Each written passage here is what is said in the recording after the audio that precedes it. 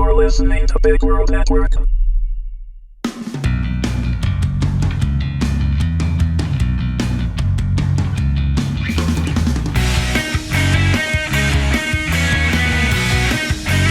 Just Kill Me, Season 3, Episode 11, The Russians Outnumber Us. Written by Wendy Herman. Read by Wendy Herman. Freya, I had a flashback while I was unconscious. I saw Trevor and another older man, and they were talking about empty space in my memories that needed to be filled, and, well, we already know what the prick did to us, but there's something else. I looked up at her and she was furrowing her eyebrows, trying to prepare herself for whatever it was I was about to hit her with. There was no delicate way to say it. Trevor was speaking with a Russian accent. I could tell by the change in her expression that there couldn't possibly have been anything further from all the speculation swirling around in her head. She was quiet for a moment, and I let her take it all in. Suddenly her eyebrows raised, and she looked at me with wide eyes. She looked scared. Freya, I know it's a lot, but... No, she cut in. That's not it. I just remembered something. Something I hadn't told you yet because I didn't want to believe it myself at the time, so I filed it away, but... What? I overheard Talia and Lars having a conversation in Russian. Any remaining symptoms I had from my episode were whisked away like raindrops on my North Face jacket, and before I could stop myself, I barked at Freya. What? Before we left yesterday? When Talia was in the hospital, so, yeah, I guess that was just yesterday, wasn't it?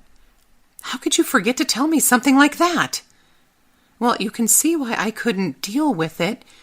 You do realize we left our 3 children with those two possible bad guys? I hadn't meant to raise my voice or sound condescending, but I couldn't seem to stop. You don't have to patronize me. I wouldn't have left the boys with them if I wasn't sure... Wait, our children? What? You said our children. I did? Yes, you did. Oh, sorry? You're sorry you said it? No, that's not what I meant. I'm sorry I yelled at you. She grinned in such a way, her eyes intense and sparkling, that my frustration melted. I knew that look. I'd seen her give it to Trevor 1,000,000 times over the past 15 years, and I'd always fantasized about it being directed at me. I remembered thinking the bastard didn't deserve her, but I was realizing that I was far from worthy as well. And yet, she still wanted me.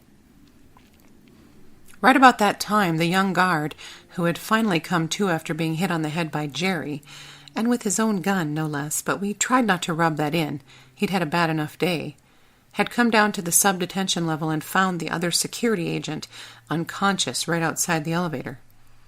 After the medics had taken his cohort away, and he had verified that Freya and I were both friendlies, he led us out of Trevor's cell. He was shaking and looked like he might be reconsidering his career choice. I knew I should say something to make him feel better, but I wasn't very good at that. I had always been the guy who reveled in making the Greenhorns feel worse when they screwed up.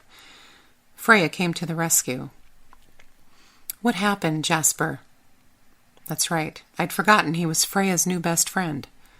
He scratched his head and winced. Mr. McKenna was watching you all on the monitor, and then suddenly he said he changed his mind and wanted to go down to the subcell.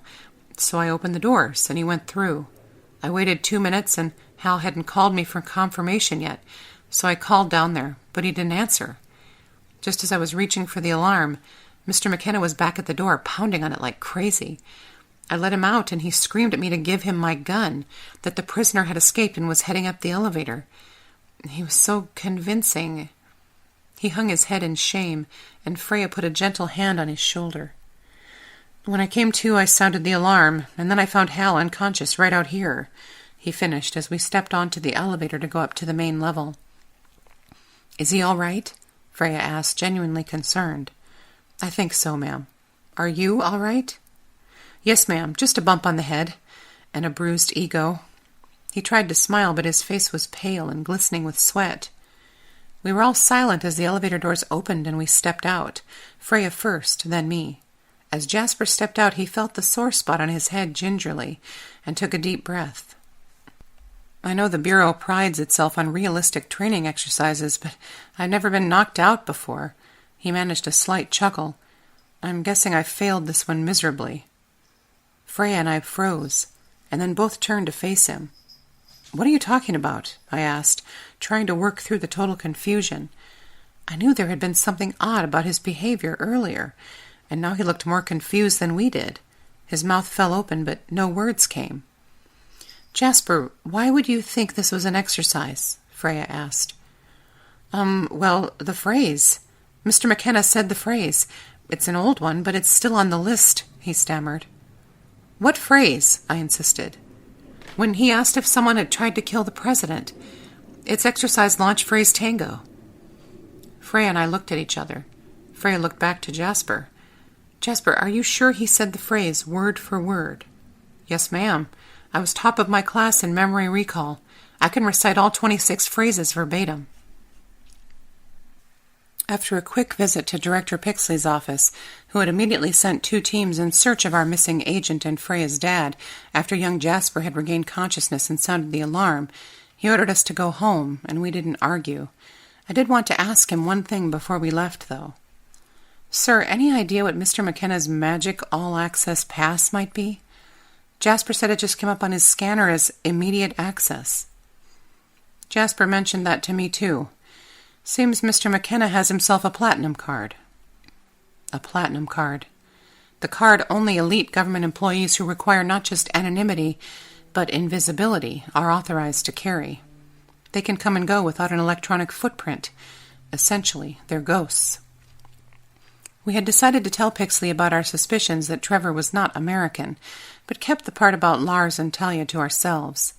Normally I would have insisted I go after Trevor myself, but we were both anxious to check on the boys, and, to be honest, I was tired, exhausted. I couldn't imagine how Freya was still functioning, given what she'd been through on such a deep personal level. It had been an unparalleled few days, and my brain was still sorting through everything that had happened. If I had a nickel for every life-changing, jaw-dropping event we'd endured over the past 36 hours, I could pay off my Elantra. We decided the speed limit was just a suggestion as we careened toward Freya's house, especially after Talia failed to answer her cell phone. The good feeling Freya had about Talia and her Swedish boy toy was fading fast. Drive faster, she said, staring straight ahead. You got it, babe, I replied and hit the gas. I tried to change the subject to take her mind off the boys, or at least come at it from a different angle. What I don't get, I started, glancing at her as she turned to look at me, is why all the Russians? I mean, that plot's been done to death. Cold War, we won, they lost, end of story. And that was more than 20 years ago now. She contemplated my remarks for a moment before responding. I've been thinking about that too. When I heard Tal and Lars in the hospital, I mean, it was strange, to say the least, but does it really mean anything? Except that they have secrets? Who doesn't have secrets? God knows we have our secrets. I grinned. Yes, but we have the luxury of not remembering any of our secrets. True, she smiled back. What I'm saying is it might just be a minor detail in all this. The fact that 3 of the people involved are secretly Russian. Okay, that sounded a lot more convincing in my head. She sighed and laid her head back on the seat. It's just one more complication we don't need right now. Amen, she responded, picking up her head and pointing a finger toward me. You can bet that will be the first question out of my mouth when we get to the house, though. Why don't you answer your damn phone? Okay, the second question. About 20 minutes later, we pulled into Freya's driveway, and Lars was outside playing 3-on-1 football with the boys. Talia was laid out on patio chaise under the shade of the house, watching and laughing every time Lars let the boys tackle him to the ground. I heard Freya take a breath, probably her first one since her 5th failed attempt to contact Talia, and she had the door open and a leg out before I put the car in park. The fact that the Russian spies we'd asked to babysit hadn't kidnapped the boys, or worse, in no way made them trustworthy in my mind. They were still in for a whopper of an interrogation session. After Freya hugged the boys to the point of suffocation, and then chastised Talia for not having her phone on her at all times, to which Talia rolled her eyes like a teenager being scolded for staying out past curfew, we all went inside. We had forgotten that if we confronted the 2 right away, the boys would be there, listening to every word. The interrogation would have to wait. Levi immediately started to set up a video game, and he and Blaze were arguing over what to play. It was Rowan who voiced what Freya and I had been waiting for, standing at his mother's side. "Mommy, did you find Grandpa?" That's when the other two looked up at Freya, waiting for her response. She glanced up at me. We hadn't discussed what we would tell them about good old Papa Jerry. I gave her a minuscule shrug, and she gave me a mild, "you're no help" look. "Well, we did find him, but he can't come over yet." "Why not?" Blaze asked. "Well, he's got some business to take care of first, honey," she euphemized. I tried to hide the scoff that escaped me with a fake clearing of the throat, but I still got a quick glare from Freya. The boys were disappointed that we hadn't brought home a grandpa, but it was eventually forgotten as the heated video game ensued, the boys agreeing on a Nerf gun battle. I even took a turn against Rowan and let him win, temporarily forgetting that our lives had been in turmoil, and selectively forgetting what might happen to these three great kids when they would inevitably have to be brought into the know. I silently prayed for guidance from the man upstairs, something I'd been doing a lot more lately, that I would be able to help them through all this. We ordered Chinese takeout for supper, and after eating far more than my share, I helped put the boys to bed, volunteering to read a story to Rowan.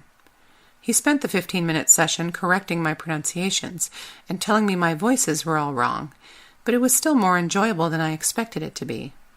As devoted an uncle as I was, I had never done bedtime.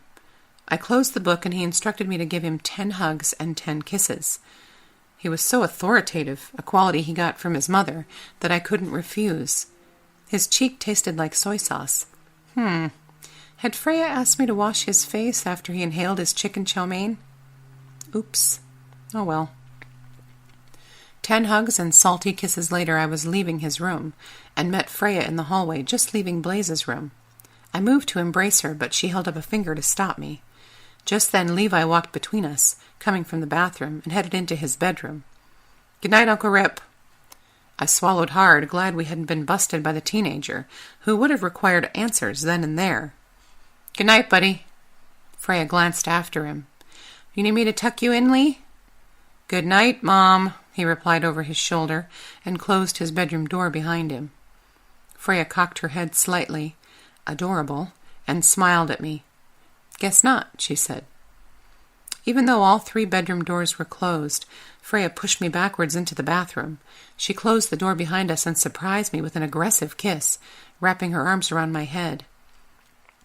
I felt like I'd just touched an electric fence on a dare, like I had more than once as a boy, but it was the exhilarating kind of shock, the kind you didn't ever want to end.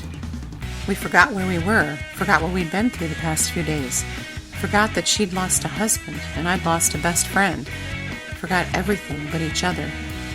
When she backed away to pull my shirt off, I looked into her eyes, and something was wrong. They were black.